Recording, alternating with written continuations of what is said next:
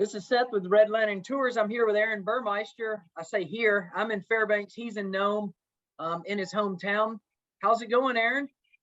Oh, it's going good. Good. Back in the office, back to work already a week after Iditarod. That's just par for the course. Never a dull moment. Aaron comes off his best finish in second this year. Almost ran down the race winner, Dallas Evie, but just fell up a little short there. How did it feel to be right in the hunt there, coming in and make a pretty big move there to make it an interesting race? It was exciting. It was definitely exciting being able to execute the schedule we had, to have the team trained up and have everything come together like we planned. It was a great race. The dogs did phenomenal.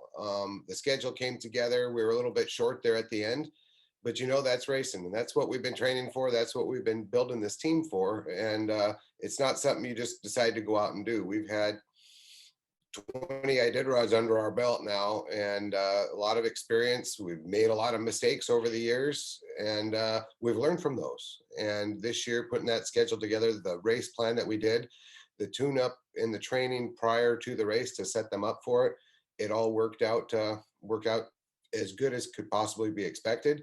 Unfortunately, there was one team that was a little bit better than us, and we ended up second. I mean, the goal and what we've been striving for is to build a winning team on Iditarod, and I think the team is as good as any team in the world. We just came up a little bit short this year at the finish line. Well, that was kind of my second question with 7 top 10s now, I think, and 20 finishes. Why do you do it? Why do you run? What's your goal? And it looks like your goal is to win. So why do you do it? It's been a lifelong thing. I was born and raised in Nome, and grew up in the finish chute when I was 3-4 years old on. I'd be hanging out with the dog mushers down at the finish line. I've worn every hat you can wear in the race, as far as volunteering, dog lot coordinator, trail marker, putting in the trails on the coast here, flying the trail along with the Air Force, been a board member. It's not just something that I love to do, it's a lifestyle. And growing up in and around it, my dad racing it in the 70s and 80s, both of my parents being involved from the very first race, it's something that I grew up looking up to guys like Jerry Austin and Herbie Nutbuck, Sonny Lindner, Rick Swenson. They were my heroes growing up, and being able to be a part of it and watch them. They were the Michael Jordans of the world to me, being a little boy in a small town in Bush, Alaska. That was the event of the year. And to be a part of it still today, and I'm 45 years old, and to continue to race it, it's like a dream come true. It's an honor to be a part of the event and be a part of the trail and a part of history.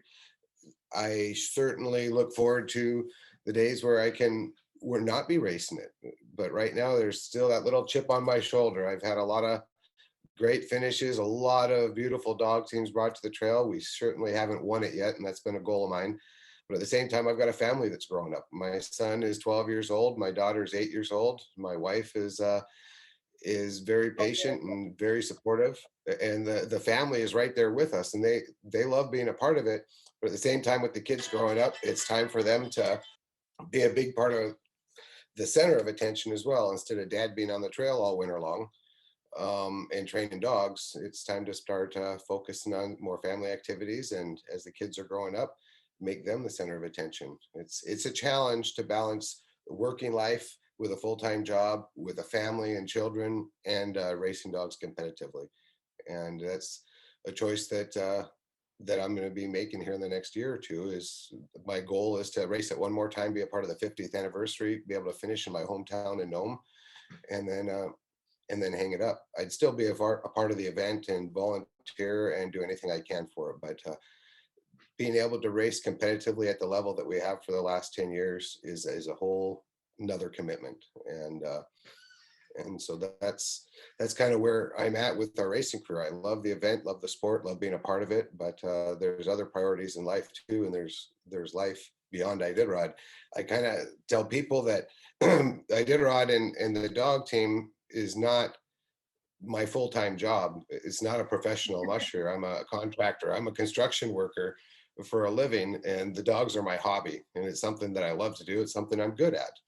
And the bond we have with the dogs and that we share in the kennel is is amazing. I've got a partner, Tony Browning, and his wife there in Enana, that make it possible for me to continue racing because they manage the kennel and take care of the dogs and start the fall training for me and keep them in shape while I'm still gone working. And I'll get home in November and get on the runners and work together with Tony and use his expertise as well as mine to build that team throughout the season and train them to be able to optimize them for racing. And of course, a small kennel, I think we've got 28 dogs right now, and it's probably one of the smaller kennels in the sport that's a competitive kennel, but we've got a very selective breeding program. We've been doing it for me a whole lifetime.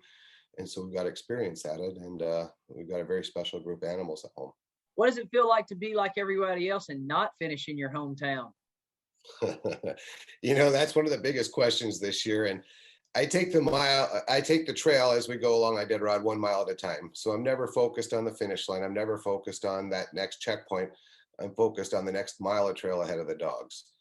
One thing I greatly missed in this year's Iditarod is traveling through the villages along the Yukon River and up the coast and seeing the family and friends that we've gotten to know and become a part of us for the last 30 years. And something that it made it not feel so much like Iditarod, because you didn't have that interaction in the communities. You didn't see all the people you typically do.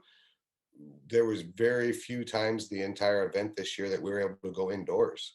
We ate out of our dog food cookers. We cook a meal for the dogs and we'd eat right out of our cooker on our sled and drop down the sleeping bag and sleep with the dogs. It wasn't challenging. It was a different challenge. It's something that I enjoy. It was just like training because you didn't have all that additional interaction. Your time this year on the trail was you and the dogs, and there was very few distractions and checkpoints with people.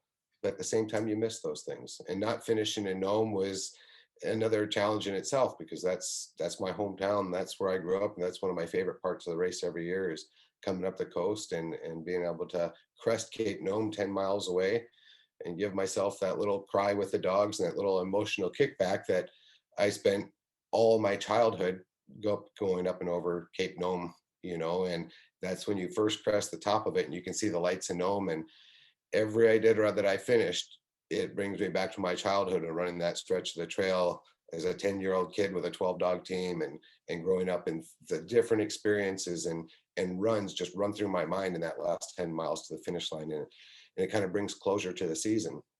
This year's race, there was no emotional feeling. Squantina to the finish line, that's a stretch of trail we've done many times as well, but there was nothing emotional about it. It was just trying to get to the finish line. And so it didn't have that feeling that it was different. And so that's all I can say. But the dogs still performed very well. We had a great race, and we're happy with it. We hope to see you in 2022 at the 50th running in Nome.